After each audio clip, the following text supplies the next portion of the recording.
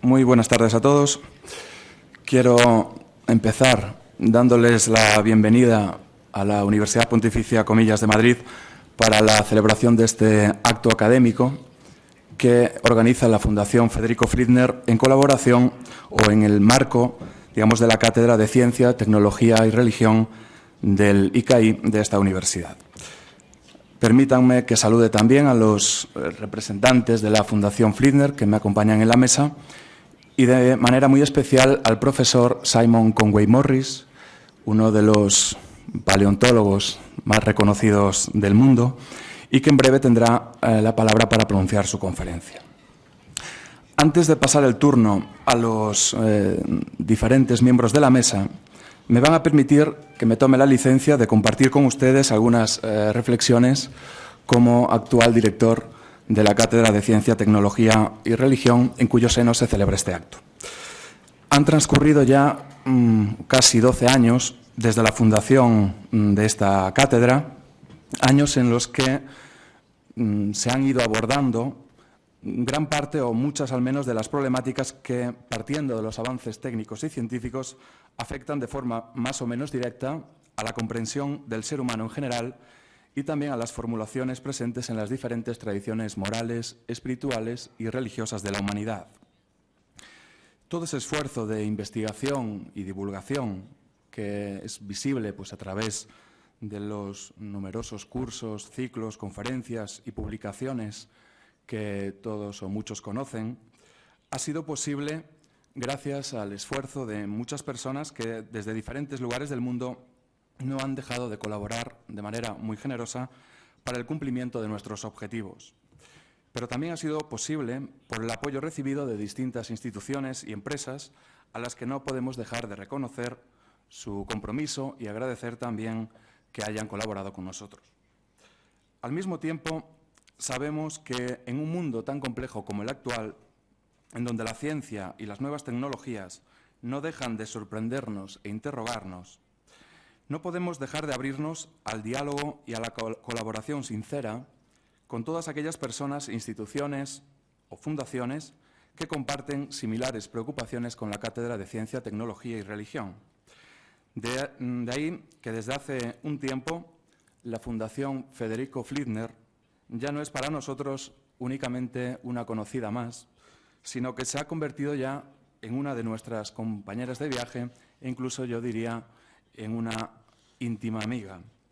Es el segundo año que se celebra esta conferencia en el marco de la cátedra y tenemos ya además diferentes proyectos pensados y sobre los cuales estamos trabajando para seguir nuestra colaboración en el futuro.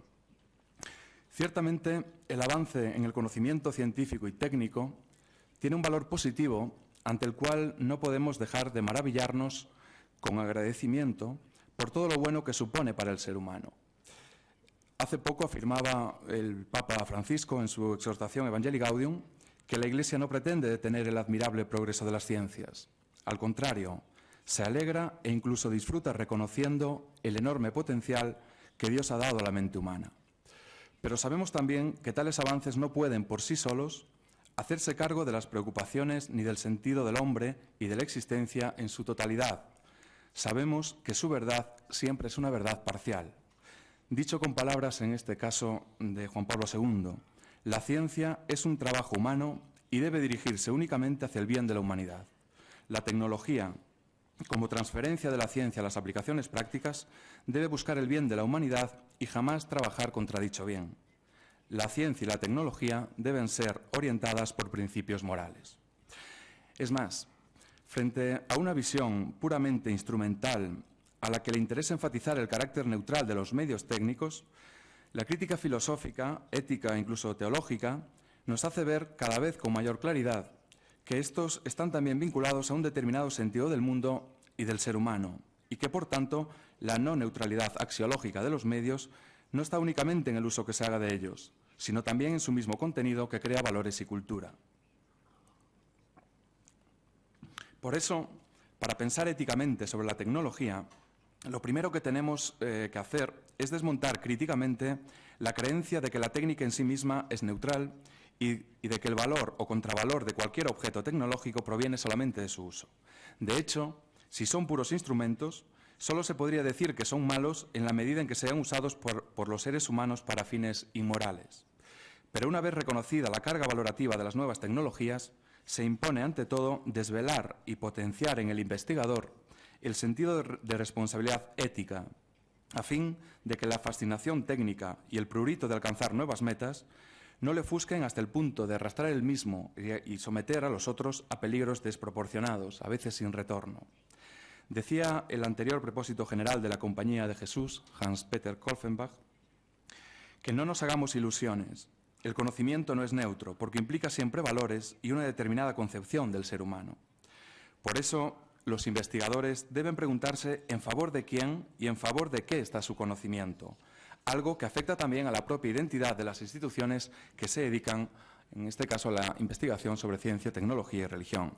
Porque toda institución y toda investigación están comprometidas, se explicite o no, se sea consciente o no.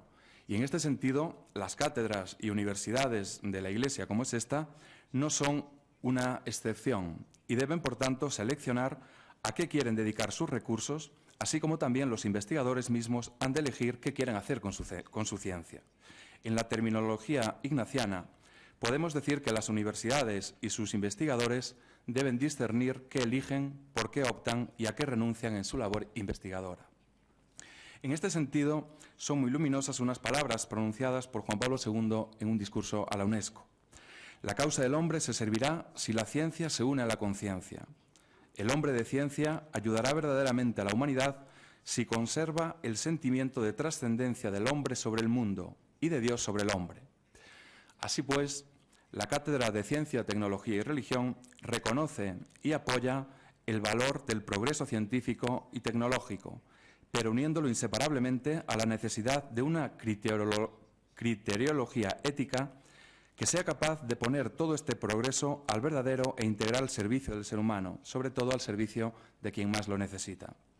Dado el espectacular desarrollo científico y técnico conseguido por la humanidad, se hace especialmente necesaria y urgente una mayor sensibilidad ética y religiosa, una creciente conexión entre la ciencia y la conciencia, incluso para que la técnica no se convierta en una forma más de ideología o de dominio, tal como ya hace años alertara Habermas en uno de sus ensayos más conocidos. Dice el profesor, hoy aquí presente, Conway Morris, en una de las partes del libro que hoy también se presenta, que una visión del mundo que incorpore la ciencia y también la profunda sabiduría de la teología puede ayudarnos a explicar cómo es que podemos pensar, cómo descubrimos lo extraordinario, pero así también puede alertarnos de los peligros del presente y las catástrofes del futuro. Esa es también, en el fondo, la guía de orientación para las actividades de la Cátedra de Ciencia, Tecnología y Religión, e incluso me atrevo a decir para la Fundación Federico Fliedner. Y de ahí que nuestra colaboración, un signo también de nuestra sensibilidad ecuménica, no sea en absoluto forzada, sino que surge de lo más natural. Porque tenemos la convicción firme de que la ciencia y la técnica deben ocupar un lugar importante en nuestra sociedad para que puedan seguir ofreciendo valiosas aportaciones al bien del ser humano con honestidad y verdad, de forma rigurosa, plural y en diálogo interdisciplinar. Pero al mismo tiempo, todo ello desde la apertura a las variadas formas de comprensión del ser humano en las distintas tradiciones morales y religiosas de la humanidad, porque la búsqueda de la verdad no termina nunca y remite, en definitiva, a los interrogantes que abren el acceso hacia el misterio. Por ello, deseamos seguir consolidando nuestra presencia en los diferentes ámbitos académicos que generan desarrollo y conocimiento, pero también en el mundo profesional y empresarial, en donde en último término se hace visible todo aquello que investigamos. Y deseamos además hacerlo desde nuestra propia identidad y vocación, que no es sino intentar servir de la mejor forma posible a las personas, a la sociedad y, en definitiva, a ese, ahora nos lo aclararán, destino inevitable de la evolución que es toda la humanidad. Finalizo invitándoles a colaborar con la Cátedra de Ciencia, Tecnología y Religión y a continuar participando en nuestras actividades. La próxima será el día 18 de mayo por la tarde. Les enviaremos en su momento la publicidad con una conferencia titulada La espiritualidad en el medio técnico, seguida de una presentación de un libro sobre Hans Jonas. Les deseo que disfruten de la ponencia del profesor Conway Morris, que hoy nos convoca. Muchas gracias.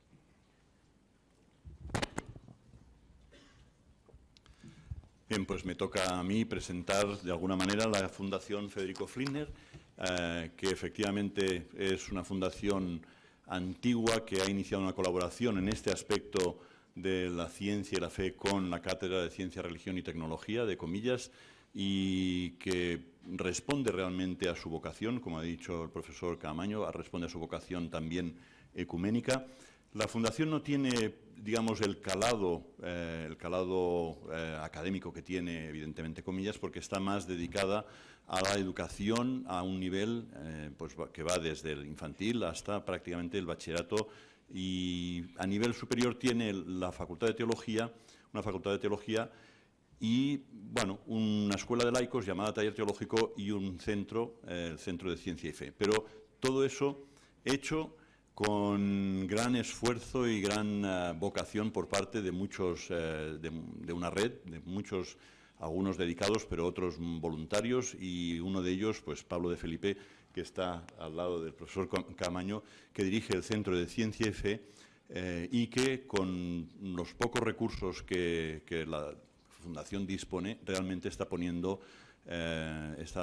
dando resultados excelentes, como en parte este programa que hoy ofrecemos, y que agradecemos también el que sea posible por la colaboración con la Cátedra de comillas. Decir que es gracias a ese trabajo que Pablo contactó con el profesor Morris, y el profesor Morris, al que le estamos muy agradecidos, aceptó esta invitación de una manera muy, muy gentil, y de verdad que le estamos profundamente agradecidos, ya que es una figura en su campo de nivel mundial y que para muchos de nosotros sería como casi inaccesible. Así que le estamos muy agradecidos por su participación hoy con nosotros.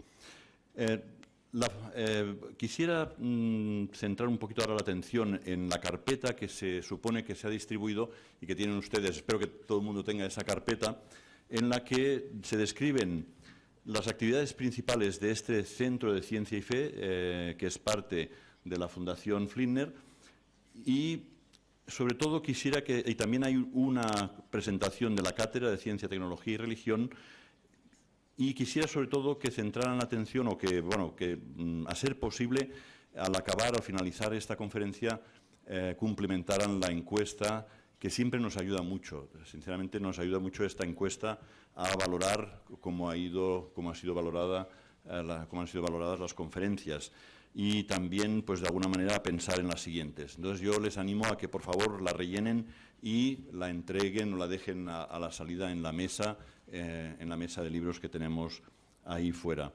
Por cierto, que hablando de libros, tenemos, como en cada acto, se pone a la venta un libro que es un libro escrito por el ponente, y en este caso tienen a la venta el libro que se titula, a ver si me acuerdo del título, ¿Sería inevitable la evolución humana si la vida volviera a empezar?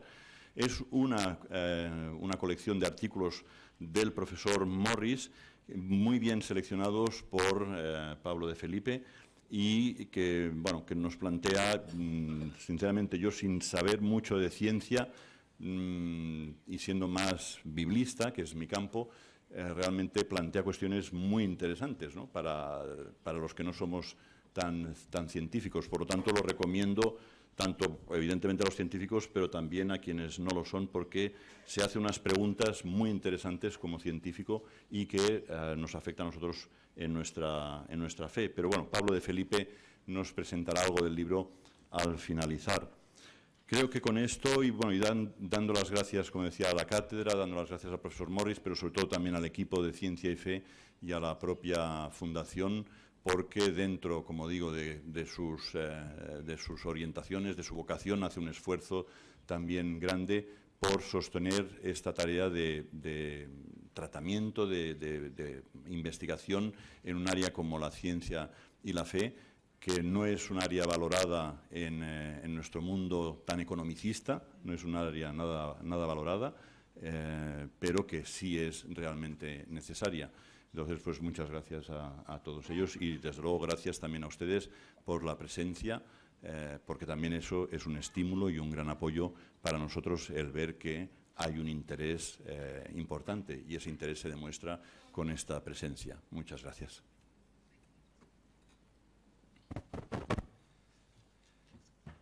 Pues buenas tardes a todos. Gracias por la asistencia a esta conferencia y presentación del libro.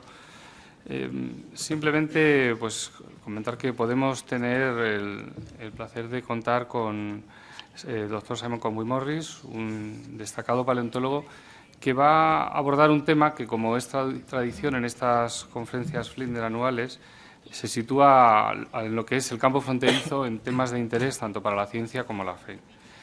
Un título como ¿Es la humanidad el destino inevitable de la evolución?, que es el título que tenemos hoy, tiene 4 palabras de gran calado tanto a nivel popular, pero también para la ciencia y la biología en particular: humanidad, destino, inevitable y evolución.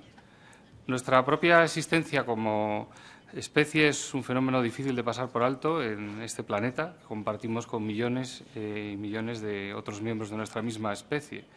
Y la evolución de la vida y del ser humano es actualmente parte del conocimiento científico consolidado. Pero, ¿destino inevitable? Esos 2 términos. ¿Existe algo así? ¿Va la vida a alguna parte o vaga sin destino merodeando por la superficie del planeta? ¿Es posible subir a algún nivel, algún alto nivel desde el que se pueda ver la historia de la vida como con una perspectiva que nos revele un patrón más profundo? El doctor Conway Morris no es un teórico, no es un pensador de sofá, sino que precisamente alcanzó reconocimiento internacional por su trabajo ya desde los años 70 con los famosos fósiles canadienses del periodo cámbrico, situados en Burgess Shale. Algunos de ellos están en esta imagen que tienen de fondo. Y desde entonces ha recorrido el planeta estudiando los más antiguos animales, tanto en América como en Europa, como en Asia o Australia, y entre ellos algunos de los invertebrados que vemos aquí y también algunos de los más antiguos antepasados de los vertebrados, como el que está en la portada del libro que hemos comentado antiguamente. Lo que presentamos esta tarde es, desde su experiencia de un profundo conocimiento de la historia de la vida y de la ciencia, el doctor Conway Morris va a abordar este tipo de preguntas que he planteado anteriormente, y esperemos que la discusión también que pueda haber luego pues pueda ser estimulante para todos. Simplemente acabar con unas pocas palabras sobre su biografía. El doctor Conway Morris inició su carrera estudiando geología en la Universidad de Bristol y obtuvo su doctorado en la Universidad de Cambridge con el famoso paleontólogo Harry Whittington en 1976. Desde el año 95 ocupa la cátedra de Paleobiología Evolutiva en la Universidad de Cambridge. Es miembro de la Royal Society de Inglaterra y de la Geological Society de Londres. Sus publicaciones incluyen numerosos artículos en las más prestigiosas revistas científicas como Science y Nature, y también ha tenido diversas apariciones en radio, en televisión, en periódicos y revistas populares, y ha publicado diversos libros. Tal vez el más conocido, que tiene que ver con estos temas, apareció en el año 2003 y se titula La solución de la vida, humanos inevitables en un universo solitario. Así que, sin más, le voy a dar paso y comentar simplemente que la conferencia es en inglés, que hay un servicio de traducción simultánea. Todos aquellos que lo deseen pueden utilizar estos aparatos que permitirán la traducción.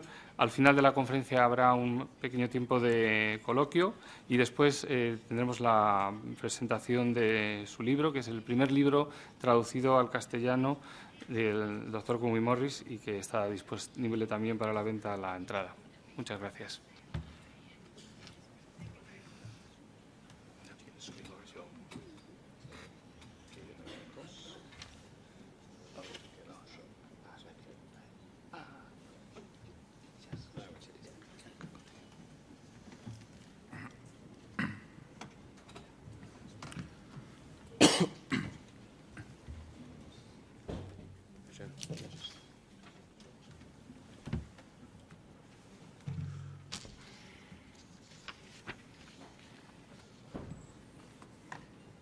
Buenas tardes. Which I'm sorry to tell you is Me the temo que only debo decirles que este es el único español que van a escuchar por mi parte. Buenas tardes. En fin, en cualquier caso, es un placer para mí estar aquí. He estado 4 veces en Madrid. Antes, las diapositivas están... Bueno, ese título está en inglés. Esta primera diapositiva de un grupo de paracaidistas es un poco desorientadora, digamos. Y dice, ¿es la evolución de los seres humanos inevitable? En primer lugar, me gustaría dar las gracias a Pablo y a sus colegas por haberme invitado.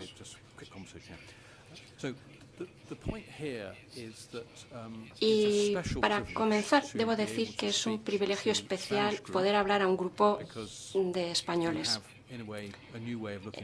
Porque yo creo que ustedes tienen una visión distinta, nueva de las cosas, y este intercambio va a ser tan útil para mí como va a serlo para ustedes.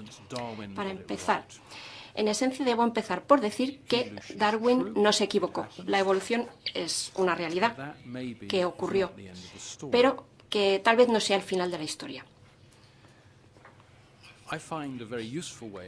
Un modo muy útil para mí de examinar esta cuestión es siguiendo la visión de un paleontólogo y biólogo americano, Neil Shubin.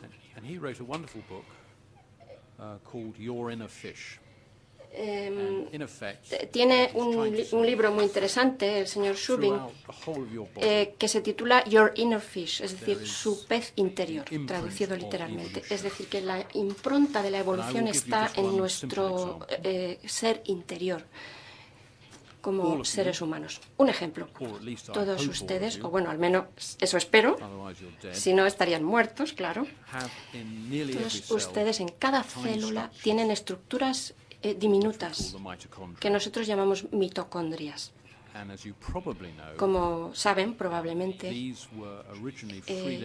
eran bacterias que vivían sueltas en la antigüedad y que fueron asimiladas y ahora desempeñan un papel fundamental para nuestra bioquímica y nuestra fisiología. Y podemos demostrar sin lugar a dudas que se trataba efectivamente de bacterias libres, independientes, por su firma genética. Pero la evolución es una realidad. Neil Shubin es uno de los comunicadores más hábiles, más capaces que tenemos, pero yo creo que hay que decir más, hay más que decir.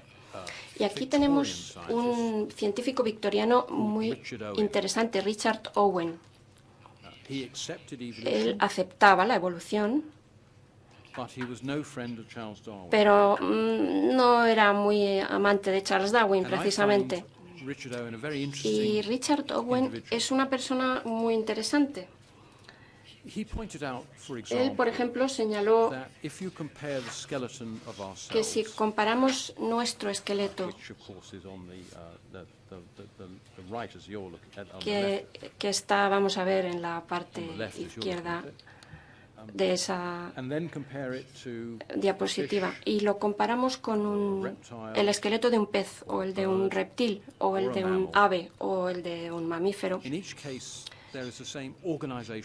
existe un mismo principio organizativo en todos los casos, y él lo llamaba arquetipo, un mismo arquetipo, y es una indicación de que pueden existir principios organizativos comunes, similares a los que hay en la física y en la química. Bueno, Richard Owen ya no está de moda, y es una pena, porque, entre otras cosas, consiguió que la institución llamada Museo de Historia Natural de Londres, que está en South Kensington,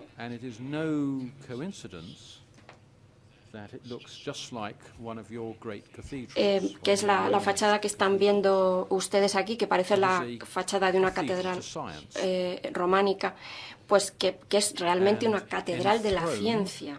Y es personaje muy importante para este museo. Y aquí, dentro del museo, tenemos una estatua de otro personaje importante. Bueno, lo único, olvídense de ese cartelito de no fumar, porque, bueno, estamos en España. Céntrense en la estatua. Es Henry Huxley, Thomas Henry Huxley. Se le ha llamado a veces el bulldog de Darwin.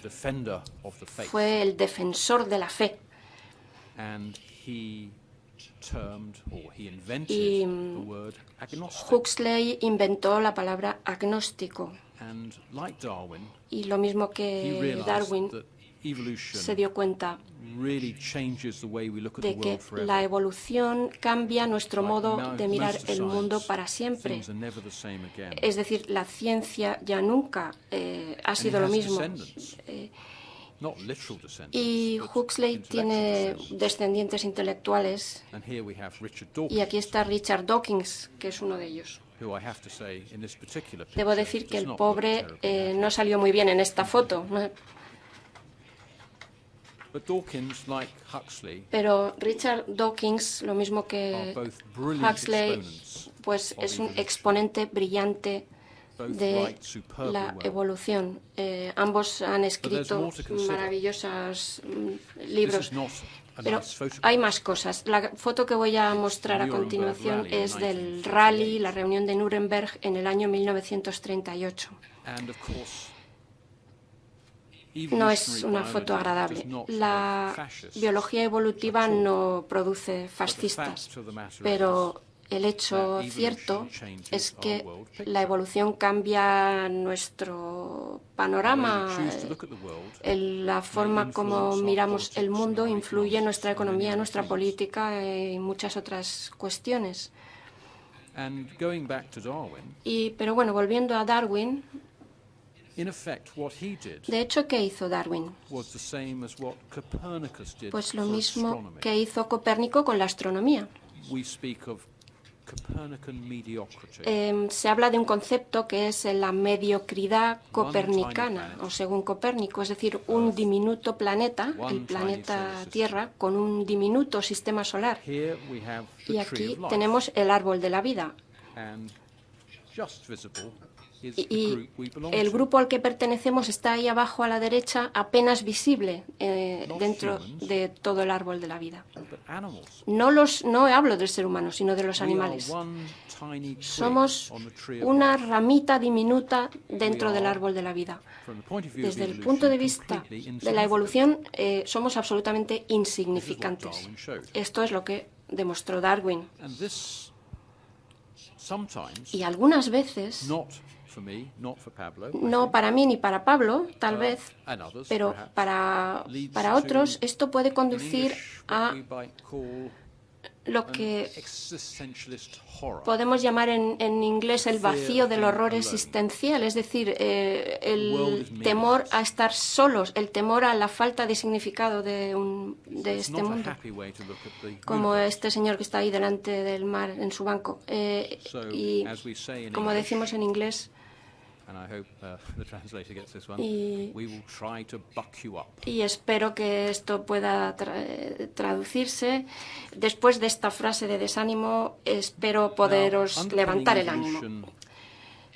La evolución es la premisa general según la cual al final todo es una cuestión aleatoria. Es como lanzar los dados. Se lanzan los dados una y otra vez. A veces sale una cosa y otras veces otra.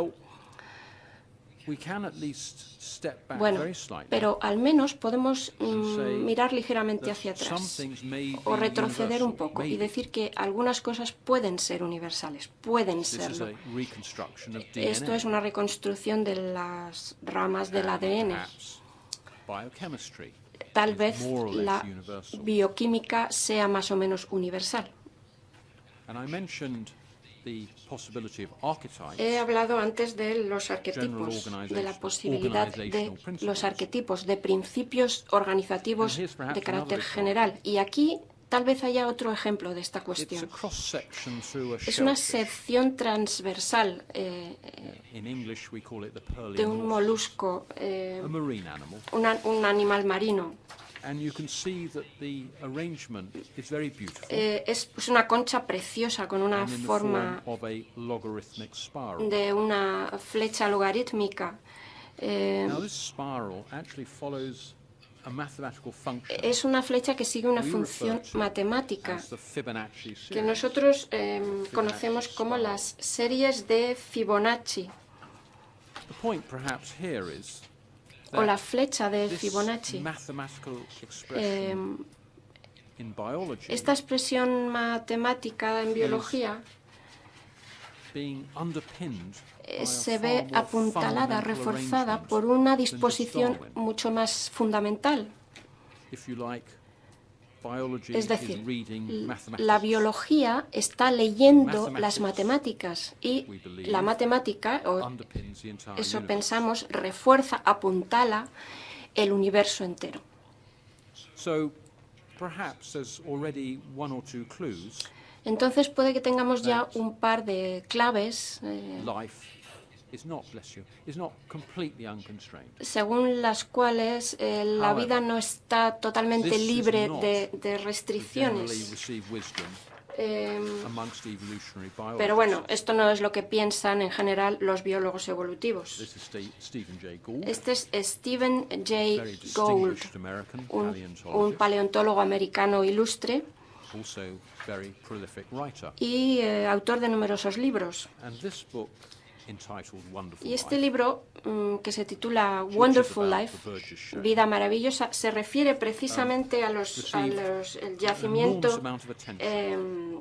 de las lutitas de Burgess o los esquistos de Burgess. Y este fue un libro muy famoso, al que Because recibió una gran atención, He pointed out porque that the Burgess Shale decía que las lutitas de gives us Burgess special insights into aportaban a una remarkable perspectiva evolutionary event nueva en torno a un evento evolutivo known as the Cambrian extraordinario llamado la explosión del Cámbrico. This is more or less when animals first appeared. Esto es más o menos cuando aparecieron Very los abruptly. primeros animales, de forma bastante abrupta. Perhaps you can just see Y bueno, towards the aquí left se puede ver en este cono evolutivo que hay arriba, a la izquierda del todo, está el cachalote, está el elefante y también el ser humano. and Stephen Jay Gould Stephen famously Jay Gould said, dijo, y esto se hizo famoso, supposing we were supongamos to rerun que the tuviéramos tape que of life, rebobinar la cinta de la vida, que start volver it all atrás, over again, empezar de nuevo, from the Cambrian experience, desde la explosión what cámbrica. would we expect?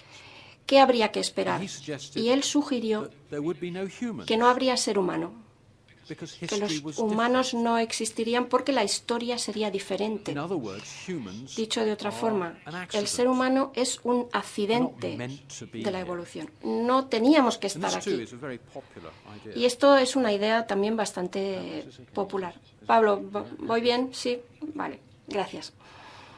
Now, historians also like to think A about los historiadores les what in English gusta we call también counterfactuals. pensar en lo que nosotros llamamos counterfactuals, que es como And this el is a contrario depressing de la photograph. historia, la alternativa Führer. a la historia. Esta es una In London, foto deprimente, el 1942, Führer en Londres his victory en parade. 1942, el desfile de It la could have victoria. happened quite easily. ¿Qué hubiera ocurrido? ¿Qué podía So, as the ocurrir? title of the book Y como dice el asks, título, what if, supposing supongamos history had gone que, differently? la historia hubiera sido distinta.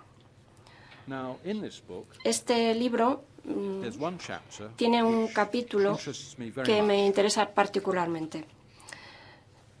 and it simply asks 33 AD. Dice, What would have 38 antes de Cristo. ¿Qué hubiera ocurrido si Poncio Pilato, según vemos en esta pintura histórica, si Poncio Pilato se hubiera vuelto hacia Jesús de Nazaret y le hubiera dicho, estás libre, y después al oído, y que tengas mucha suerte, chico? La historia hubiera sido diferente, absolutamente diferente. Y yo recomiendo la lectura de este capítulo. de este libro que se titula More If What, porque es una interpretación muy inteligente con un final muy sorprendente a esta historia que, bueno, en realidad fue tan triste. Jesús fue condenado, fue crucificado y murió en la cruz. Bueno, ¿y qué pasa con el resto de la evolución entonces? Como ha dicho Pedro, hace unos años yo escribí este libro, La solución a la vida. Por cierto, si le di este título fue porque quería que el libro se vendiera en el departamento de autoayuda de las librerías, que vende mucho más.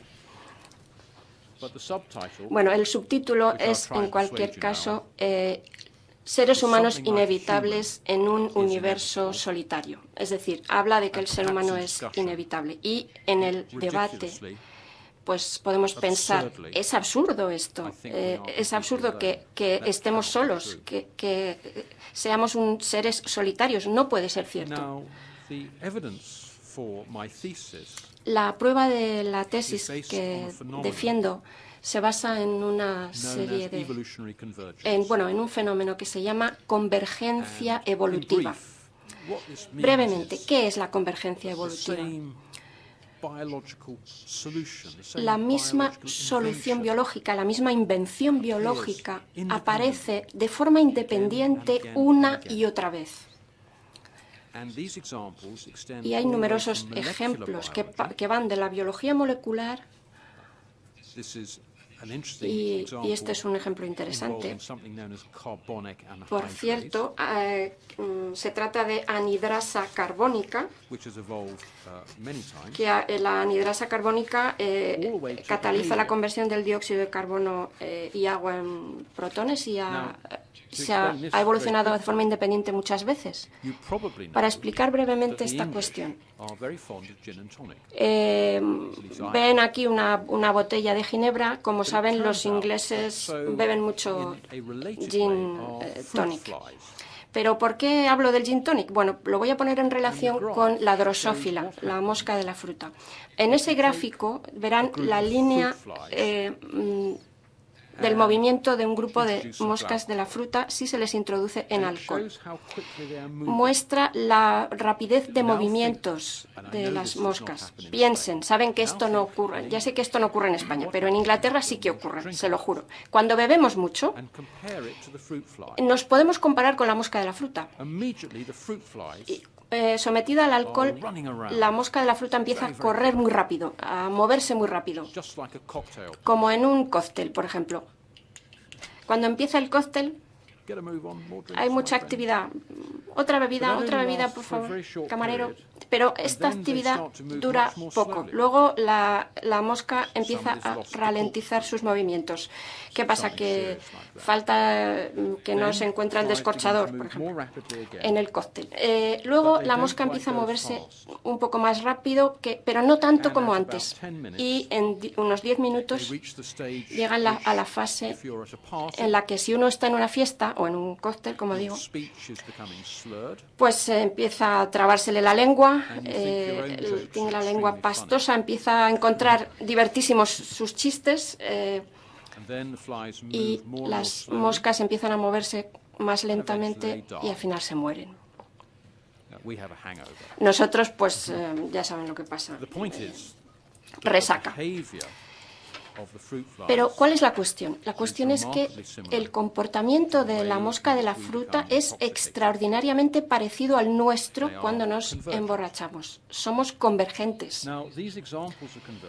Estos ejemplos de convergencia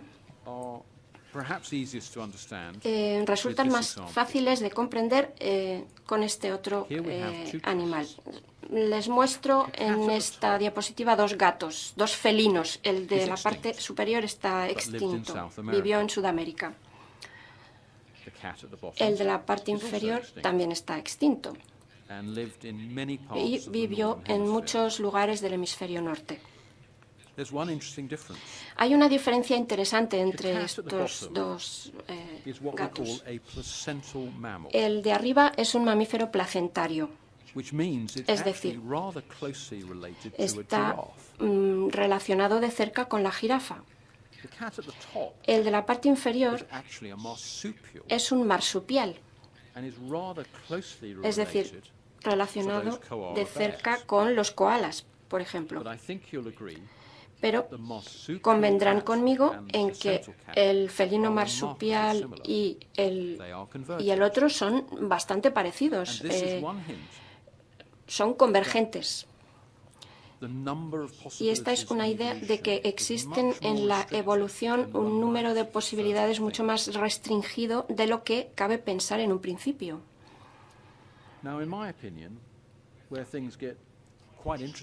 En mi opinión, las cosas se ponen mucho más interesantes cuando consideramos la evolución de los sistemas sensoriales. Y aquí tenemos dos animales que tienen los dos un ojo en cámara.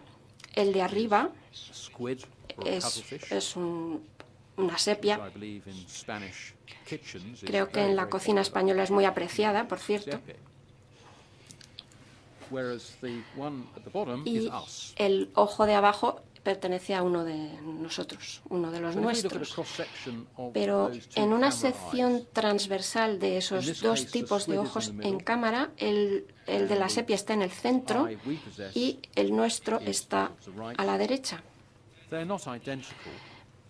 No son idénticos, pero son extraordinariamente similares. Aún así, podemos demostrar que han evolucionado de modo totalmente independiente. Son convergentes. Esta convergencia se extiende a territorios bastante extraños, porque hay animales con ojos en cámara. Los animales con ojos en cámara, como los cefalópodos o como nosotros, son inteligentes, se mueven rápido y son predadores. Pero, ¿qué ocurre entonces con la medusa? Estas medusas que vemos son pequeñas y poseen unos puntitos blancos visibles a simple vista. Veamos con más cuidado qué hay en esos puntos blancos. Y esta es una foto ampliada de los puntos blancos que contienen ojos en cámara y tienen su pupila a la parte derecha.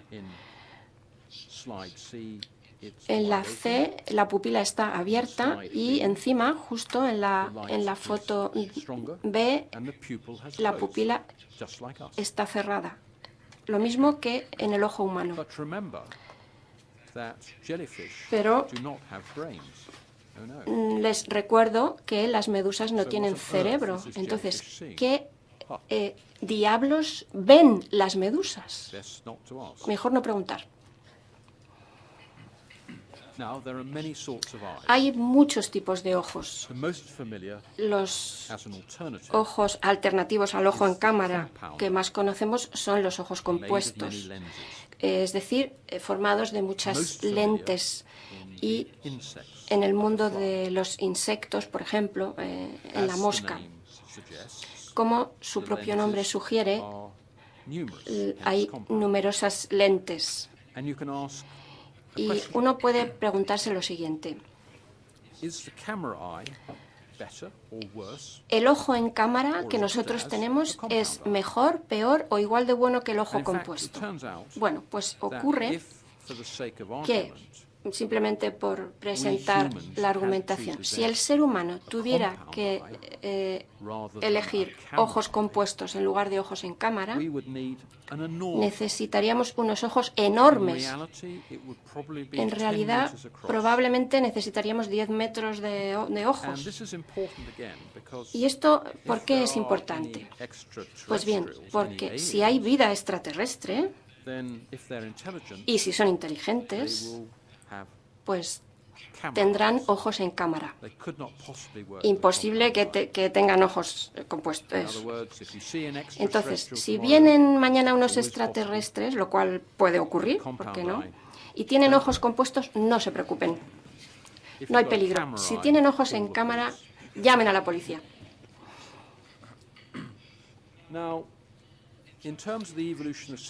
Y en cuanto a la evolución de los sistemas sensoriales, creo que debo decir dos cosas más rápidamente.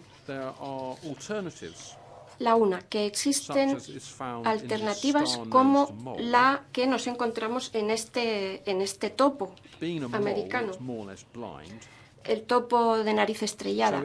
El topo es prácticamente ciego, entonces depende de estos tentáculos extraordinarios que rodean a la narina en forma de estrella. Estos tentáculos son muy sensibles al tacto, son táctiles. Y por una serie de motivos, la disposición en cuanto al sistema nervioso es extraordinariamente parecida al modo de funcionamiento del ojo. No solamente eso, sino que nosotros en el ojo tenemos una zona especial muy rica en nervios que se llama la mácula. Y el topo de nariz estrellada tiene la misma disposición en estos tentáculos móviles, estas estructuras sensoriales. Y este topo utiliza su nariz como un ojo, según han demostrado las investigaciones. Y esto nos dice que, independientemente de cómo veamos, entre comillas, las cosas, lo importante es cómo las interpretamos. ¿Qué importa si nos llegan a través de un ojo o a través de una nariz? Son convergentes. Y hay sistemas sensoriales, estructuras sensoriales muy alejadas de nosotros. Nosotros podemos sentir el calor, pero no podemos verlo por diversos motivos. Y aquí tenemos otro ejemplo, un incendio forestal. Todo el mundo corre a alejarse del incendio, salvo ¿quién? ¿Quién? Los bomberos. Gracias. ¿Alguien más que se acerque al incendio? Exacto, los pirómanos. Pero no solo ellos, también hay otros bichos que se acercan a los incendios. Y uno de ellos es este escarabajo.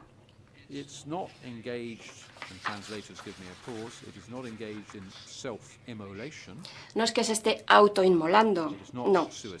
O sea que no es un acto suicida del escarabajo,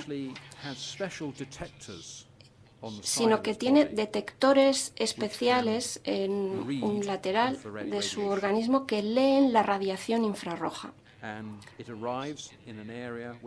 Y llega a una zona de la que todo el mundo ha huido previamente. Pone sus huevos en la madera caliente, recién quemada, y después se va. Y hay otro insecto, bueno, de hecho hay varios más. Este no es un escarabajo propiamente, pero la sección transversal de sus detectores infrarrojos que aparece en el dibujo de la derecha presenta una convergencia extraordinaria con la del escarabajo anterior. Así es como se hacen las cosas. Existen alternativas, pero no hay muchas. Una última cosa sobre sistemas sensoriales es que podemos mostrar que hay un sentido interior que ha alcanzado los límites del universo físico.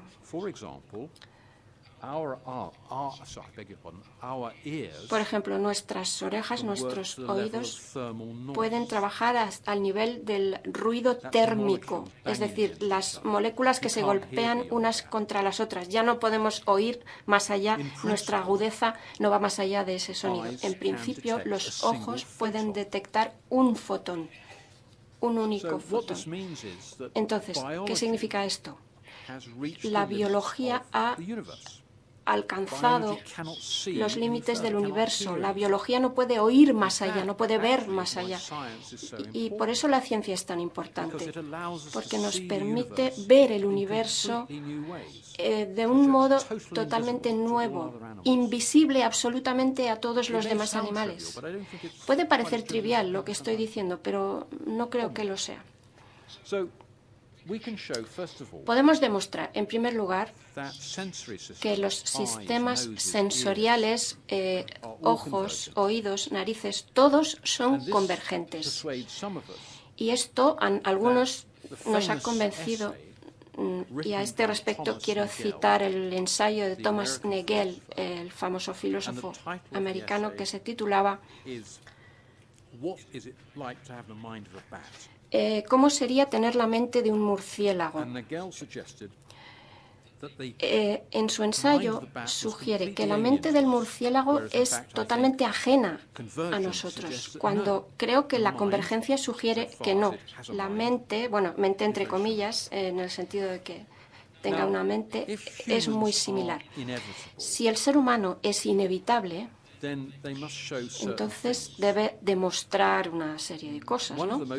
Una de las más importantes, conocida pero no apreciada en su justa medida, es el hecho de tener sangre caliente.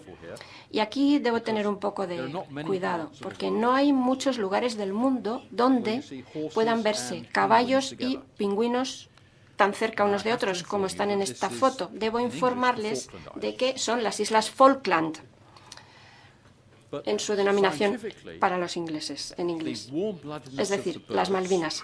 El hecho de que los pingüinos, un ave, es decir, un pingüino, tenga sangre caliente y un caballo también, significa que han evolucionado de forma convergente, pero son independientes. Vemos un sistema corporal estable, un cierto tamaño cerebral en los mamíferos. Y las aves, pues, como todos sabemos, las aves cantan. Esta mañana he ido al Prado, que es un museo precioso, pero mientras estaba esperando para entrar, he visto unas cotorras argentinas en el exterior. ¿Tenía que haber aquí cotorras argentinas? Me pregunto. Pero en cualquier caso, muchos pájaros cantan. Y la neurobiología del canto es parecidísima a los mamíferos. Otro ejemplo de convergencia. Y cuando empieza a cantar un joven, un pájaro, un pollo, es como cuando los niños empiezan a hablar, balbucea. Es decir, tiene lo que llamamos una fase de balbuceo. Los pollos experimentan con el lenguaje lo mismo que los bebés. Las aves son animales muy juguetones. Este es otro loro, un loro de Nueva Zelanda, concretamente. Entonces, ¿qué vemos aquí? Pues vemos un grupo de juveniles jugando, peleándose, tirando de algo. O sea, que cuando son jóvenes, estos loros también rompen cosas, ¿no? Forman como bandas de adolescentes. O sea, que el hecho de ser juguetones también es un hecho convergente. Y algo más extraordinario todavía, hay aves que confeccionan herramientas. El más famoso seguramente es el cuervo de Nueva Caledonia, que aparece en la foto. En la foto vemos un cuervo manipulando una herramienta, un palito con el que empuja un agujero de la corteza para sacar una deliciosa y jugosa larva de coleóptero. ¿Y qué hay que decir sobre esta fabricación de herramientas? Pues bien, que es mucho más sofisticada que la de un chimpancé, por ejemplo. Desgarran las hojas, las modifican para dedicarlas a funciones específicas, como aparece en este gráfico, y es algo que aprendimos hace 1.000.000 de años, más o menos. Pero es otro ejemplo de convergencia. ¿Cuál es el resultado? Pues bien, el mundo cognitivo de estas aves,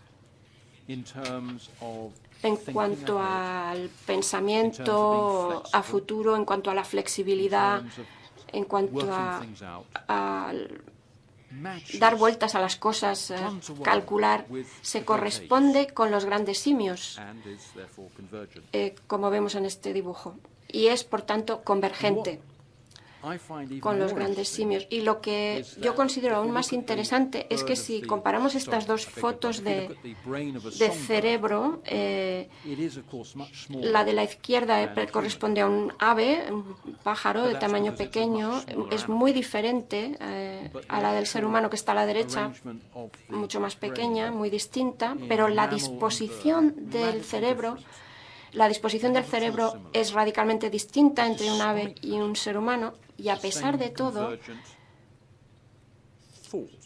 se produce una convergencia de pensamiento, digamos.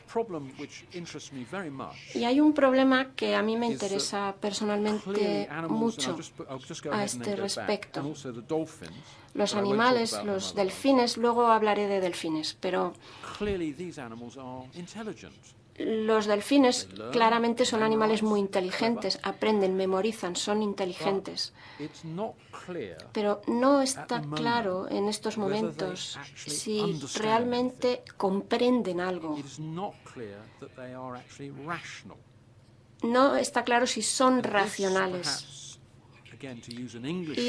Y tal vez esto sea precisamente una indicación de que hay algo que ocurre en nuestras mentes, algo que va más allá, algo más profundo. Y podemos hacer un experimento natural interesante. Vamos no a centrarnos en el Homo sapiens, que es la calavera a la derecha, sino en el neandertal, que es la de la izquierda, muy presente en los fósiles, en los registros fósiles en España, por ejemplo. El neandertal claramente es una especie distinta, separada, aunque probablemente sepan y no tengan miedo. Salvo dos excepciones, todo el mundo en esta sala tiene un 4% de ADN de neandertal, pero no se preocupen, no es grave. Pero lo que quería decir del neandertal es que conocían el fuego, se vestían, cazaban. Y lo que es aún más interesante, enterraban a sus muertos. A la derecha tenemos una foto de un descubrimiento muy famoso hecho en Israel de un enterramiento fósil. No sabemos por qué se enterraba, hay muchas posibilidades, pero ocurría. Y hacia el final de la existencia del neandertal parece que entraron en un proceso de revolución cultural, por así llamarla, y empezaron a realizar cosas mucho más sofisticadas. Hay expertos que han sugerido que fue por un contacto con nuestra especie, con el Homo sapiens. Pero de hecho, parece casi demostrado que lo hacían de modo independiente. Es decir, que tenemos un grupo muy cercano a nosotros que va en la misma dirección que nosotros. Pero se extinguieron, mientras que nosotros no, puesto que estamos aquí. ¿Y por qué esta foto de un señor saltando de un globo aerostático pretende demostrar qué otra especie pensaría que hacer esto es razonable? Vamos a ver. Ridículo, es ridículo. Lo sería para cualquier otra especie. Claro, podemos abordar esta cuestión desde otra perspectiva. Esto es también otra cuestión, otra hipótesis contraria, otra contrahistoria. Pertenece a una historia de ciencia ficción escrita por un americano, Harry Turtledove, que se preguntó qué ocurriría si América solo hubiera sido colonizada por los homínidos primitivos, es decir, si hiciéramos comprimiéramos el tiempo en muchos años y nos aparecieran aquí estos homínidos primitivos. ¿Cómo habría que tratarles? ¿Como animales o como seres humanos? ¿Habría que ponerlos en un zoo o invitarles a una caña? Esto precisamente es un problema clave de la teología. ¿Cuándo pasamos a ser humanos? ¿Cuándo empezamos a ser humanos? ¿No? Pero bueno, por animar un poco la cuestión, me gustaría mostrarles ahora la portada de un libro que se titula Cuentos de hadas darwinistas. El escritor es David Stove, un filósofo australiano.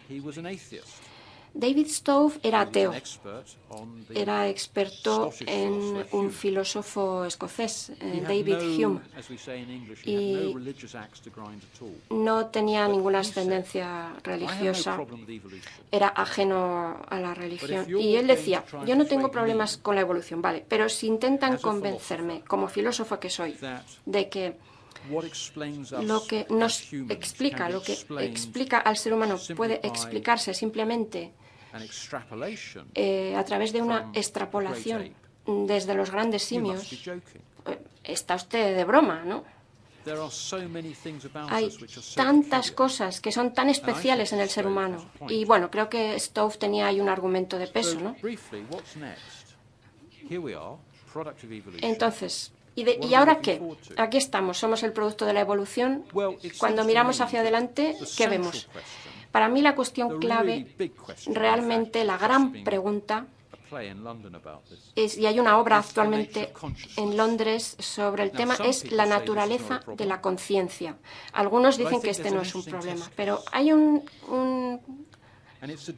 test que puede ser interesante. Se refiere al reconocimiento de las cifras por parte de los animales. Se llama numerosity, numerosidad.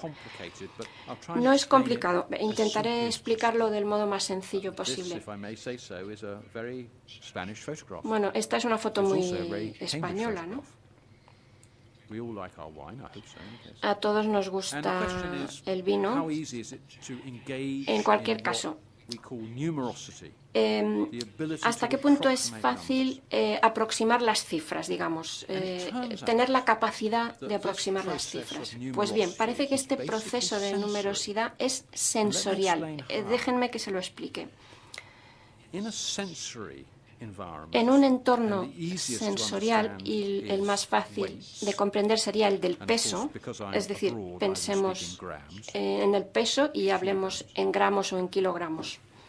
Si tenemos un peso muy ligero como el de una pluma y un peso muy pesado como el de una piedra, como ven en esta foto, en esa balanza, ¿cuánto tengo que añadir o retirar para percibir la diferencia en un lado, en el lado de la pluma o en el de la prueba? Bueno, en el de la piedra, perdón. Pues ocurre que podemos añadir o retirar una pequeñísima cantidad de peso en la pluma y se percibe la diferencia, mientras que con la piedra, que es más pesada, uno tiene que añadir o que retirar mucho más peso para percibir la diferencia. Y a quien le gusten las gráficas, pues esto se refiere precisamente a la ley de Fechner. Es decir, la numerosidad sigue las mismas leyes. Es un proceso sensorial, excepto que para nosotros las matemáticas son abstractas. La idea general es que la numerosidad de algún modo se ha extrapolado a las matemáticas como una especie de desarrollo. Yo no soy matemático para nada, pero lo que sé sobre matemáticas me induce a pensar que se pueden utilizar cosas como los números complejos, la raíz cuadrada de -1, que no existen porque no están ahí físicamente en ningún lado, salvo en nuestra cabeza o en un trozo de papel o en una pizarra, como en la foto. Pero creo que esa es una clave de que nos encontramos ante realidades que nosotros descubrimos. Y si esto es cierto, esto nos abre una perspectiva totalmente nueva. Y se han aplicado argumentos parecidos a este que expongo a la música. Nosotros hacemos música, los animales también. Es convergente. Cabría alegar o sugerir que el motivo por el que la música es universal es que existe una música universal, una metafísica de la música, una música en el sentido platónico, una música de las esferas. Esto no significa que la convergencia biológica no sea correcta. Es otro nivel de explicación. La matemática y la música tal vez afronten las dos o las dos trabajen con realidades abstractas. Claro que no todo el mundo acepta Most estas famously, ideas. perhaps, Eh, Daniel Dennett, Daniel Dennett, a distinguished un American reputado philosopher, filósofo americano, thinks there's no problem at all. piensa que no hay ningún problema con esta But cuestión. I'm not so sure. No sé, yo no estoy tan seguro. I don't think that we will ever understand mind Yo creo que nunca simply by entenderemos la understanding the mente si nos Something else is limitamos going a on. tratar de comprender And I'll finish simplemente very el quickly cerebro. now Hay algo with más why I ahí think this may fuera. be true. Y intento First of explicar all, por qué esto es cierto. Because what O así lo applies creo. to Primero, porque music lo que se aplica and to a la música y a la mathematics matemática may also apply to puede language. aplicarse también al lenguaje. Now, you say, wait a minute. Me pueden Do decir, not un animals momento, have language? Well, ¿los animales tienen maybe lenguaje? not. Tal vez Do they no. vocalize? Of course they do. ¿Vocalizan? Claro que sí. But is language the same? Pero ¿es el mismo not so lenguaje? No estoy tan This is seguro. Owen Barfield. Owen He was a Barfield great friend fue of C.S. Lewis, un gran amigo de and also another man C.S. who may be familiar Lewis to some y de people, otro J.R.R. Tolkien. personaje que les And sonará, Barfield Tolkien. was extremely Bien, pues influential este señor on de la thinking of foto Tolkien influyó and mucho the en el origins of pensamiento de It's a Tolkien y complicated area. en los orígenes del lenguaje. Barfield is a difficult writer. Barfield es That's un because I'm not very escritor bright. Barfield difícil, was extremely clever. pero in era un essence, hombre Barfield extremadamente argues inteligente. Pero lo que dice that our Barfield language es que is ultimately mythopoeic. nuestro lenguaje es Not a myth, mitopeico, es but our decir, language se basa en makes new worlds, mitos. infinite Es decir, new nuestro worlds. lenguaje construye my mundos opinion, nuevos although this e may not be influye popular, sobre mundos This, nuevos. in Lo que my yo opinion, opino is why Tolkien's es Lord of the Rings lo que dice el Señor de los is such a Anillos de utterly Tolkien. extraordinary book. Por eso este es un libro tan Now, maravilloso. talking of extraordinary things, Bueno, ya que hablamos de cosas extraordinarias, let me, again to use an English phrase, déjenme let me unhinge you completely. I wonder if you could translate that. déjenme sorprenderles. Voy a usar una palabra difícil para los intérpretes. Este es un libro que escribió Jeff And Kripal. the title, Aparece aquí el título. Se titula Autores de lo imposible. and what he's Jeffrey interested in Kripal are es el autor. extraordinary things Lo that happen interesante to most de este people. libro es que cuenta Once or twice in historias their life. extraordinarias que a todos nos han Really ocurrido crazy things. un par de veces en la vida, Now, o a casi if todos. you're a materialist, Cosas realmente locas, these cannot be true. imposibles. Si uno es materialista, Is uno your se dice distinguished que, guest no, mad? que esto no puede ser posible. Very possibly. Se pregunta si se ha But vuelto on the loco, other ¿no? hand, let me tell you two quick stories. Pero bueno, yo debo decir que no estoy to loco y perhaps voy a suggest contarles that dos we are historias muy breves. dealing with unfinished Yo creo que business. sugieren algo no terminado, algo en The suspenso, first one, algo we go back no to the explicable. First World War. La primera se remonta a la Primera Guerra Mundial, It's 1918. 1918. This is a ship off the West African coast. Es un barco en la costa del And on board is oeste Harold de Owen. África y Harold Owen iba a No bordo. need to worry about them. Ahí está el barco y in Harold his cabin, Owen, pero no se preocupen and mucho por él. suddenly in his Estaba cabin en la appears his cabina brother. del barco y de repente ve a su hermano. You may know, because he's called Wilfred Owen. Este personaje les sonará más porque es Wilfred Owen. Es uno de los poetas de guerra más famosos en Inglaterra. Now, of course, Harold Entonces Harold ve a su hermano realized straight Wilfred away delante de él y enseguida se da cuenta de lo que ha ocurrido. Wilfred está just muerto. a week or so before Había muerto. Y es cierto, the armistice. había muerto una semana antes del armisticio. But Harold Owen insists Pero that he saw Harold his brother. insiste en que le ha visto delante de él en la cabina de su barco, he aunque insists sabe he was que there. estaba enfermo. Insiste en que su hermano estaba frente a él con su uniforme militar. Here's another story. ¿Cómo interpretar esto? ¿Qué hacer con esto? This is Otra a Catholic historia. priest, Un- Father John O'Connor. Este es el padre John O'Connor, un sacerdote And católico. he was a great friend of G.K. Fue Chesterton, un gran amigo de Chesterton, of whom I am a very great fan.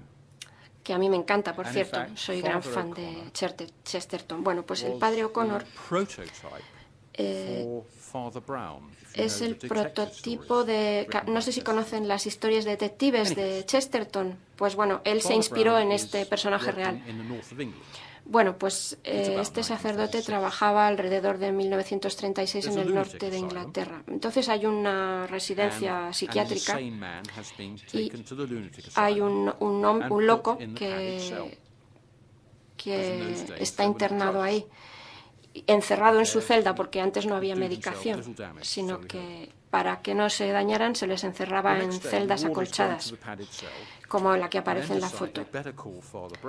Entonces, al día siguiente deciden llamar al padre Brown, y en la biografía de este escritor se dice que cuando se abrió la puerta de la celda estaba abierta. La ventana, que no estaba al alcance de esta persona, estaba destrozada, y el loco que estaba encerrado en ella había desaparecido. Entonces, ¿qué podemos pensar del padre Brown? Parece que este loco es el que nos ha contado esta historia. Bueno, pues él insiste en que la historia es cierta, insistía en que era cierta. Hay muchos otros ejemplos de este tipo. ¿Qué conclusión podemos extraer? Yo creo que la misma que hemos extraído con el lenguaje, hablando de las matemáticas o hablando de la música o incluso de la religión, ¿por qué no? Se trata de realidades con las que nos encontramos. Podemos aceptarlas, podemos negarlas o ignorarlas. No digo que debamos hacer una cosa o la otra. Somos libres de optar por una de las tres soluciones, pero la ciencia que poseemos en estos momentos no nos permite explicar una serie de ámbitos que, como seres humanos, sabemos que son cosas válidas, realidades ciertas. Me gustaría terminar con esta pintura de un velero con dos personas a bordo, una pareja. Creo que esto captura lo humano. Es una pintura de Caspar David Friedrich, un pintor alemán de la época romántica. Bueno, acabo de volver del Prado. ¡Qué calidad, Dios mío! Tienen ustedes suerte, ¿eh? Cuídenlo bien. Volviendo a mi pintura, captura lo que podríamos llamar un viaje de exploración. La proa del barco apunta hacia un futuro que puede que no queramos conocer. O Huxley o Dawkins nos pueden decir que hay un sentido de desesperación esencial o un sentido de búsqueda, ¿por qué no? Es decir, que hay muchos motivos para seguir viviendo. Llegados a este punto, muchísimas gracias por su paciencia, gracias a los intérpretes, a Rosario y Andrea, y muchísimas gracias a Pablo. Y si tienen tiempo o paciencia para hacerme preguntas, estoy a su disposición. Muchas gracias.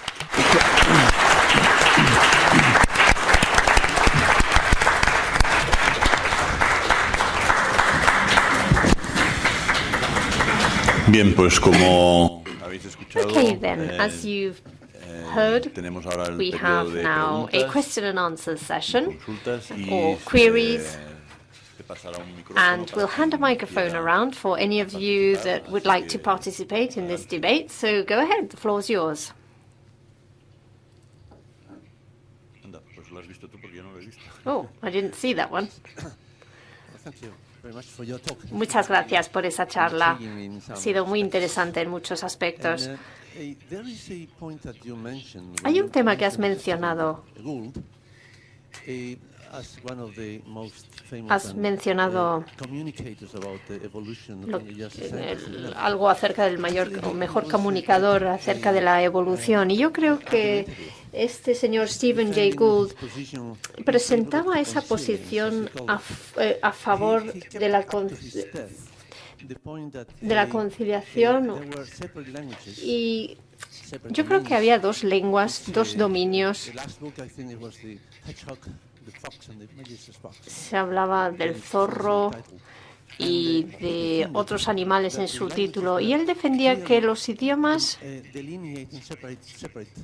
se encontraban en dominios separados, independientes,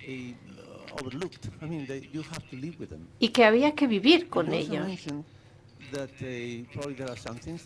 y que había algunas cosas que no podía llegar a alcanzar a entender la ciencia. En esto hay algún problema, porque en la historia de la ciencia hemos sido testigos de un concepto que va hacia adelante y luego hacia atrás, en el horizonte. Es el horizonte que se aleja y luego se acerca, y ese es el continuo misterio. Entonces, ¿cómo se podría interpretar esto, teniendo en cuenta que no tenemos la capacidad de ver el futuro en su totalidad? Muchas gracias. Muy pertinentes ambas preguntas. Veamos si puedo responder.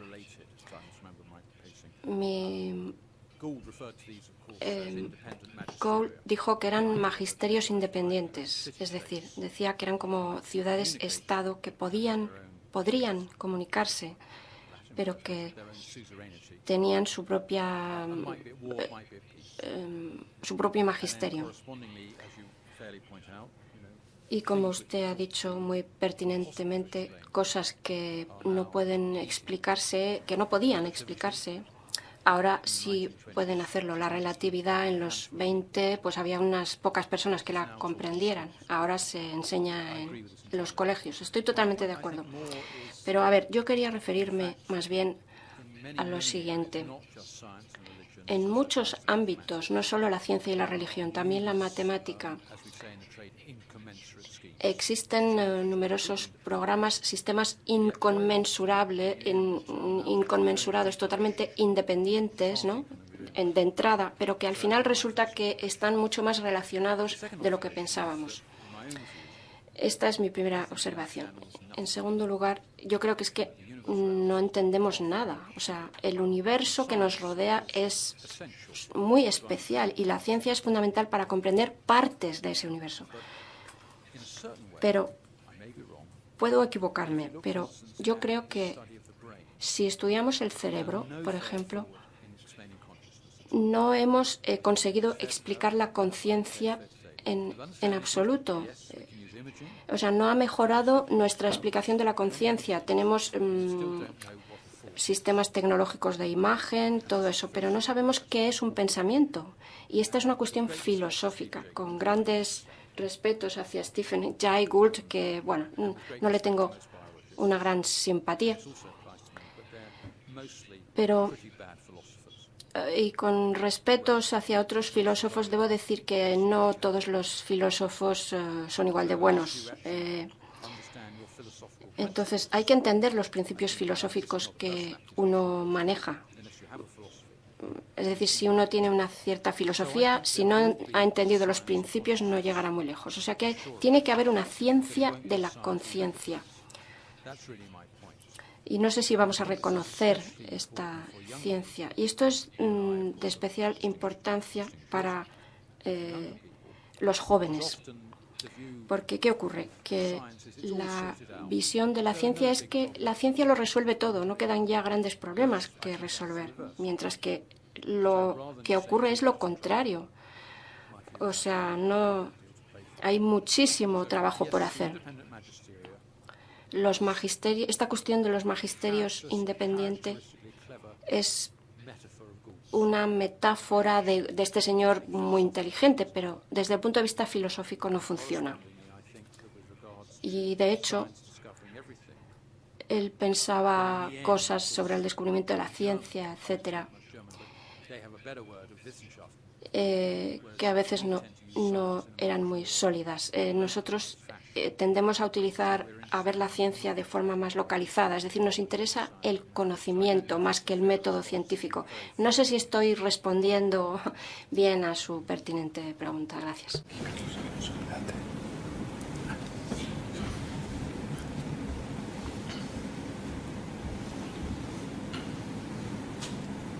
Thank you very much for your lecture.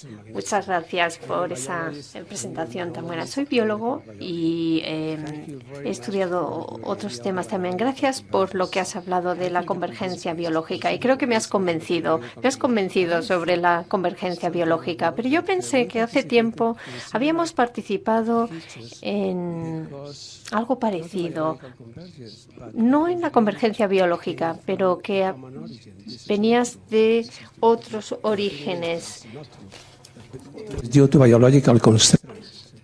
¿Esto es una restricción así? Bueno,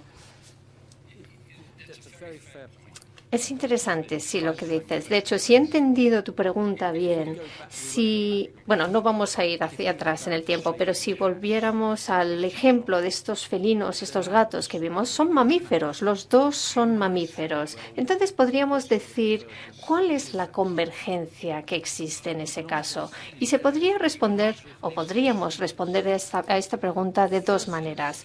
La primera manera es que si, por ejemplo, miramos los parientes de los gatos marsupiales, se parecen, para utilizar una frase en inglés, es que parecen un perro común, como un terrier.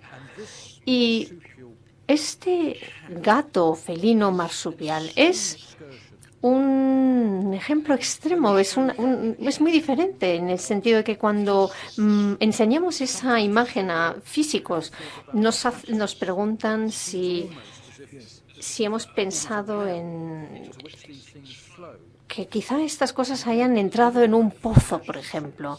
Y en esta serie, por ejemplo, esto quizás sugiere... Esta serie de Fibonacci sugiere que en esencia esto predetermina todo lo que sea posible.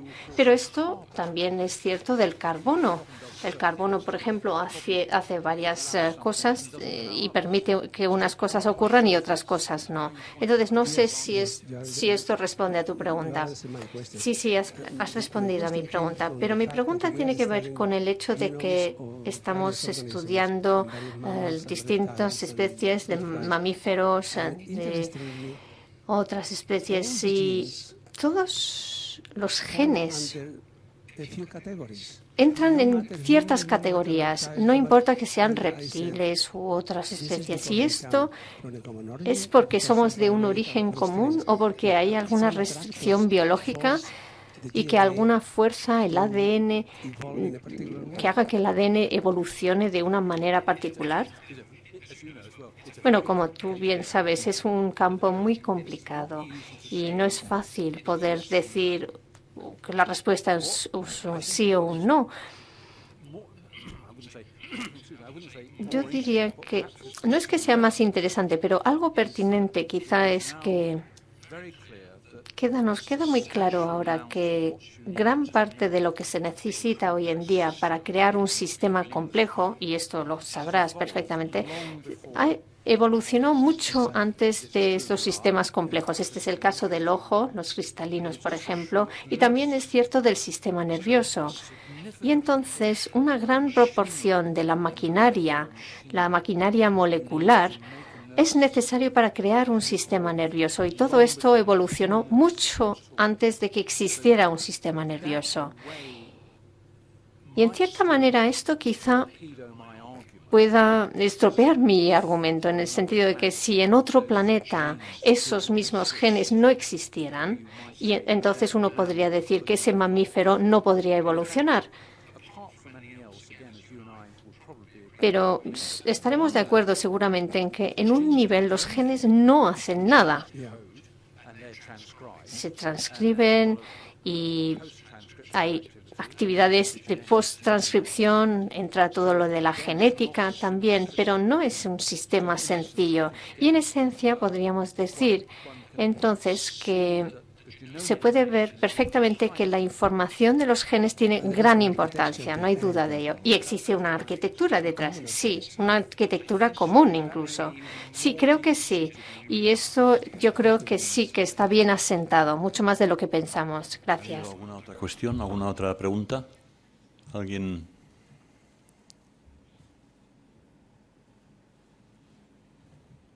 ¿Nadie quiere aclarar algún tema, algún aspecto? Ahí.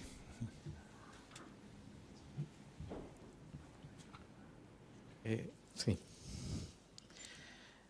¿Qué sería entonces, profesor, la convergencia para quienes no estamos acostumbrados a la terminología que usted maneja?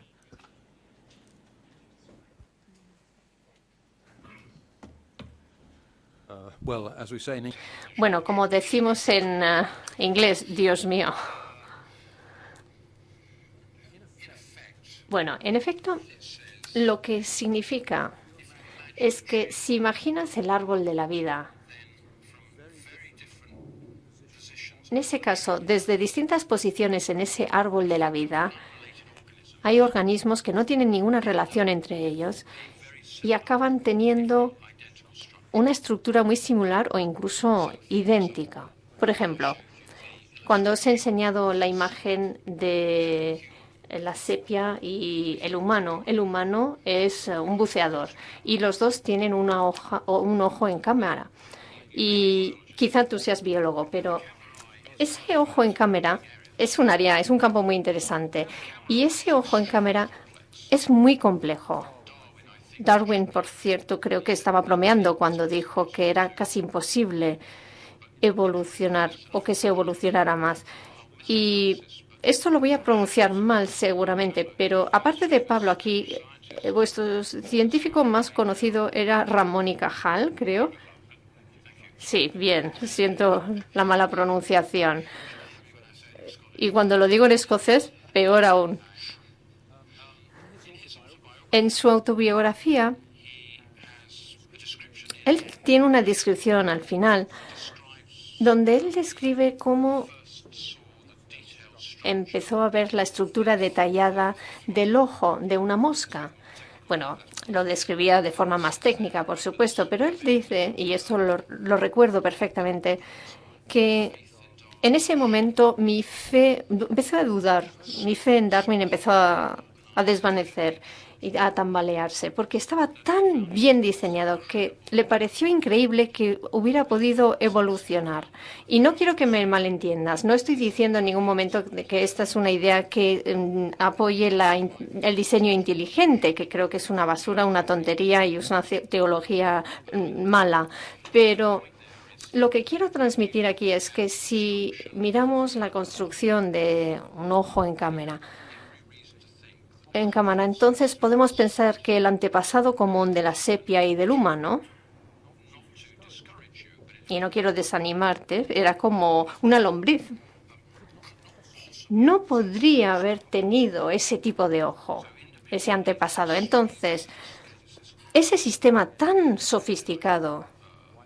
Y de nuevo, si tuviera una pizarra y tuvierais 3 horas y mucha paciencia, en ese caso podríamos entrar en todos los detalles de todo lo sofisticado que era ese ojo. Pero lo que quiero transmitir aquí es que esos dos ojos son lo que llamaríamos convergentes. Es decir, un antepasado común tendría un ojo más sencillo que podría detectar, por ejemplo, la luz oscura, pero un ojo que puede acomodarse y ver distintas distancias y procesar esa información en un globo óptico es un paso gigantesco. Y esto se consiguió, en este caso particular, seguramente 5 a 7 veces de forma independiente. Entonces, la convergencia es, si miramos todo el ciclo de vida y no como en el caso de Gould, acabamos con lo mismo. Y la implicación de eso quizá es que la evolución es como otras ciencias que son predecibles. Y esto se tendría que aplicar a los extraterrestres. Pues precisamente con esa respuesta creo que podríamos ya cerrar este tiempo de diálogo. Son cuestiones muy complejas y se va alargando el tiempo, entonces quizá conviene, por sujetarnos al tiempo, ya pasan de las 8, convendría ya pues que pasáramos a la presentación del libro, que además también de alguna manera sintetiza no solamente esta exposición del doctor Morris, sino que sintetiza las ideas en general que el doctor Morris ha postulado. Así que, sin más, le doy la palabra a Pablo de Felipe.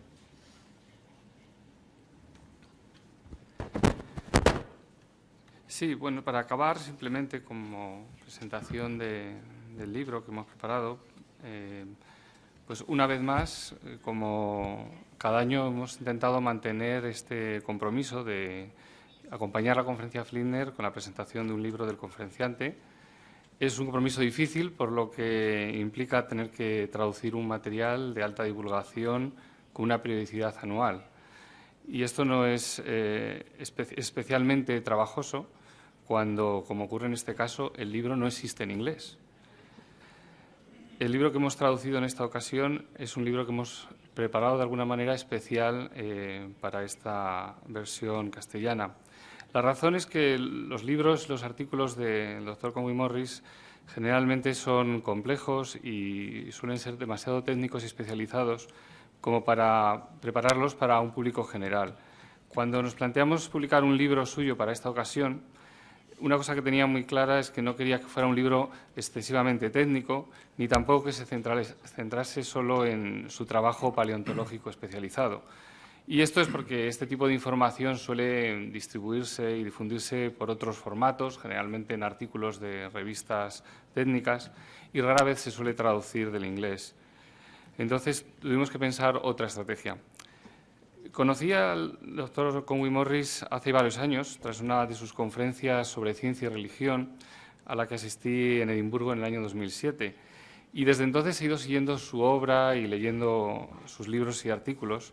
Y a la luz de ello, la idea que inspiró este libro era traer más bien sus reflexiones sobre evolución y sobre cristianismo, sobre ciencia y fe. Y en ese campo también el doctor Conway Morris ha publicado ampliamente, especialmente en los últimos años. Así que tras leer una amplia gama de estos materiales, especialmente de los últimos años, el libro que presentamos consta de 7 capítulos. Y estos 7 capítulos provienen de diferentes fuentes que han sido publicadas desde el año 2005 al 2014. Aunque hay un cierto nivel de solapamiento, lo que hemos intentado es que en cada capítulo haya algo nuevo, algo diferente, alguna nueva aportación a algún aspecto de su pensamiento. Y quiero destacar inicialmente un par de capítulos, especialmente el capítulo 1, el primer capítulo, que puede servir como una introducción. Es el más antiguo y contiene una visión general de los temas que se van a ir luego desgranando en el libro. Se trata de la conferencia Boyle del año 2005. Y quisiera aprovechar para comentar que estas conferencias son ya parte de la historia de la ciencia, dado que se remontan precisamente a la última voluntad del famoso pionero de la ciencia moderna y cristiano Robert Boyle, que donó parte de su legado a su muerte para organizar esta serie de conferencias sobre ciencia y religión. La primera fue pronunciada nada menos que en 1692, lo cual da a estas conferencias que estamos haciendo desde hace unos pocos años un carácter muy pequeño y muy nuevo, pero de alguna manera estamos con unos precedentes muy ilustres que nos sirven de inspiración. Tras una historia intermitente desde el siglo XVIII al siglo XX, las conferencias Boyle han sido retomadas y de alguna manera refundadas en el año 2004. Y la segunda fue la que impartió el doctor Conway Morris y hemos traducido aquí. Del año 2009 es el capítulo 4, en el que tenemos un perfil autobiográfico del autor, que es algo que yo creo que no he visto en ninguna otra publicación. Y allí él mismo nos cuenta sus primeros pasos en la paleontología, especialmente ligada a los estudios de los invertebrados del Cámbrico, de Burgess-Shale, que se descubrieron inicialmente hace un siglo. Y también nos habla cómo inicialmente la interpretación de la historia de la evolución a la vista de estos fósiles de apariencia extravagante, pues era que, de alguna manera, al no parecerse a ningún ser vivo posterior, a ningún ser vivo tampoco actual, era que la contingencia, que de alguna manera sería lo complementario a la convergencia, la contingencia reinaba absolutamente y resultaría imposible predecir nada respecto a la evolución. Y fue el paleontólogo Jay Gould, como ha comentado antes, quien de forma notoria popularizó esta idea en su obra La vida maravillosa, que la ha presentado del año 89, que está traducida y publicada en España y es bien conocida. Él desarrolló esta famosa metáfora de que si pudiéramos rebobinar la película de la vida y volver a empezar, no encontraríamos en este nuevo imaginario mundo alternativo seres inteligentes y autoconscientes como nosotros. Si un accidente hubiera eliminado alguno de esos antiguos antecesores cámbricos, como los que tenemos en la portada del díptico, que fuera el origen de la rama que llega hasta nosotros, pues ya no estaríamos aquí. Y en ese capítulo 4 se cuenta también algo que, por lo que he leído en muchos sitios, para muchos es algo curioso y sorprendente, y es la trastienda del cambio del propio Simon Conway Morris desde esa misma postura a su rechazo actual. Y él cuenta ahí en cierto detalle cómo la clave fueron nuevos hallazgos fósiles cámbricos en otros lugares que les fueron quitando ese halo de misterio y esa apariencia de ser completamente de otro mundo. Y también comenta cómo su interés por este fenómeno evolutivo que se le suele prestar poca atención, como la convergencia en evolución, fueron lo que de alguna manera empezó a hacerle cambiar su punto de vista. Es un capítulo muy interesante que yo animo a considerar. Los capítulos 2, 3 y 4 dan más detalles sobre cómo la historia de la vida muestra una y otra vez que la evolución converge en soluciones similares a problemas biológicos comunes, sobre cómo volar, cómo nadar o cómo ver. Y armado con estas nuevas ideas es como Will Morris se enfrentó a los puntos de vista de Jay Gould en su libro El crisol de la creación, que es un libro del año 98, y más tarde expandidos en el libro que él ha comentado, La solución de la vida. Es un interesante debate en el que se ha combinado la discusión científica con una más filosófica sobre las implicaciones de estas ideas. Y lo que esperamos es que este libro sea una contribución a que esta interesante discusión llegue a los lectores de habla hispana, que ya tienen desde hace muchos años a su disposición las obras de Gould traducidas. Will Morris ha especulado sobre las implicaciones de la convergencia para la existencia de una forma de vida autoconsciente e inteligente, porque para él no se trata simplemente de un accidente prescindible en la historia evolutiva, sino que se trata de un espacio biológico, como también ha comentado, que ha estado de alguna manera siempre esperando ahí a ser ocupado por algún ser. En este sentido, una vez que se inicia la vida, ya no seríamos un simple accidente, sino una inevitabilidad de la evolución, algo de lo que habla especialmente en los capítulos 3 y 4. Y este punto de vista, de alguna manera, es el opuesto del punto de vista corriente, que ve el origen de la vida como algo inevitable en este universo y posiblemente muy común, mientras que la apariencia de seres inteligentes semejantes a nosotros serían simples accidentes poco comunes. Al igual que en el debate medieval sobre la existencia de los antípodas al otro lado de la Tierra, estos debates son muy difíciles de resolver de alguna manera hasta que alguien vaya allí y mire. Algo bastante difícil el tema de otras formas de vida por el momento. Pero hasta donde sabemos, el origen de la vida sigue siendo el verdadero cuello de botella de la historia evolutiva, incluso si, como se señala en el libro, este origen de la vida fuera algo completamente natural. Simon Conway Morris también comenta cómo él prefiere ver la evolución como un motor de búsqueda que explora las oportunidades de la vida en lugar de simplemente una emergencia, y cómo de alguna manera de esta manera se llegaría a un espacio, a un mundo mental preexistente que se descubriría navegando las limitadas posibilidades del espacio biológico. Puede que seamos los primeros en poner nuestros pies en esa playa de la autoconsciencia, pero eso no significa que seamos los únicos.